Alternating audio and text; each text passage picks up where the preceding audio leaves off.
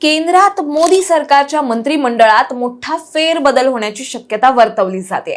याच पार्श्वभूमीवर उपमुख्यमंत्री एकनाथ शिंदे आज दिल्ली दौऱ्यावर जाणार असल्याची चर्चा आहे। शिवसेनेतून 6 खासदार फोडल्यानंतर शिंदे यांचं दिल्लीतील वजन आता वाढलं असल्याचं बोललं जात आहे आणि याचा फायदा पक्षाला मंत्रिमंडळ विस्तारात मिळणार का याकडे राज्याचं लक्ष लागलेलं आहे। विशेष म्हणजे खासदार श्रीकांत शिंदे, संजय जाधव आणि ओमराजे निंबाळकर हे केंद्रीय मंत्रिपदाची शपथ घेणार असल्याची देखील चर्चा राजकीय वर्तुळात जोरात रंगली आहे आणि या सर्व पार्श्वभूमीवरच शिंदे यांचा हा दौरा होत असल्याची माहिती आहे। त्यामुळे या दौऱ्यात नेमकं काय ठरणार, कोणाचं मंत्रिपद जाणार आणि कोणाला लॉटरी लागणार याबद्दलच आपण सविस्तर जाणून घेणार आहोत या व्हिडिओच्या माध्यमातून। दरम्यान चॅनलवर नवे आला असाल तर इकडे खाली दिसत असलेल्या सबस्क्राइब बटनवर लगेच क्लिक करा।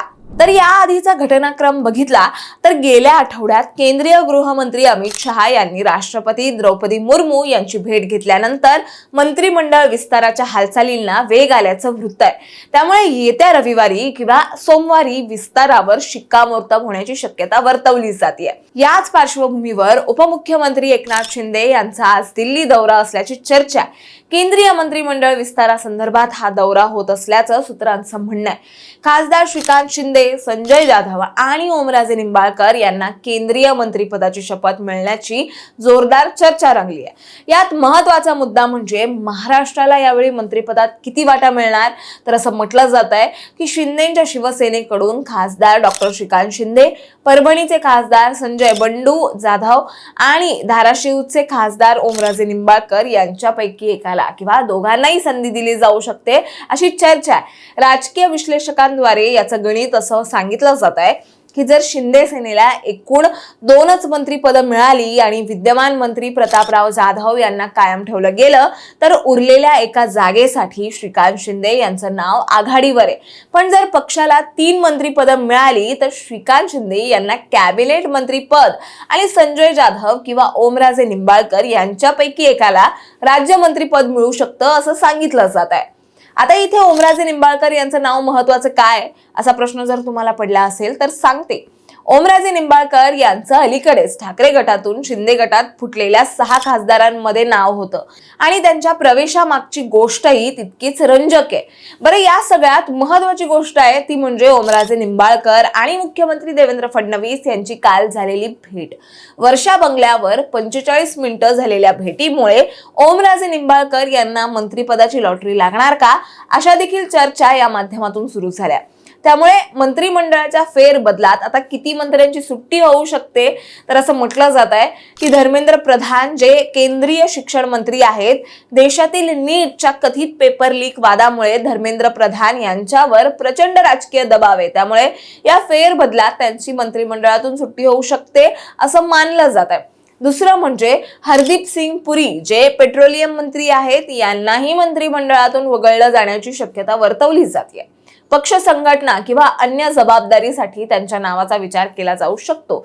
याशिवाय ज्या मंत्र्यांची कामगिरी समाधानकारक राहिलेली नाही किंवा ज्या राज्यांमध्ये आगामी काळात निवडणुका आहेत तिथलं समीकरण साधण्यासाठी काही कनिष्ठ मंत्र्यांनाही डच्चू दिला जाण्याची शक्यता वर्तवली जाते। यात एक मोठी चर्चा अशी आहे की अर्थमंत्री निर्मला सीतारामन यांच्याकडून अर्थ खातं काढून त्यांना शिक्षण खात्याची जबाबदारी दिली जाऊ शकते। मात्र हा दावाही अद्याप बोललं जात आहे एवढ्याच स्वरूपात आहे। एबीपी माझा या वृत्तवाहिनीने सूत्रांच्या हवाल्याने चालवलेल्या बातमीनुसार सध्याच्या अर्थमंत्री निर्मला सीतारामन यांच्याकडे सध्या मोठी जबाबदारी आहे। मात्र सूत्रांच्या हवाल्याने आलेल्या माहितीनुसार आरबीआयचे माजी गव्हर्नर शक्तिकांत दास देशाचे नवे अर्थमंत्री बनू शकतात। धर्मेंद्र प्रधान यांच्या संभाव्य एक्झिट नंतर शिक्षण खात्याची धुरा निर्मला सीतारामन यांच्याकडे सोपवली जाऊ शकते अशीही दिल्लीच्या राजकीय वर्तुळात जोरदार चर्चा रंगली आहे।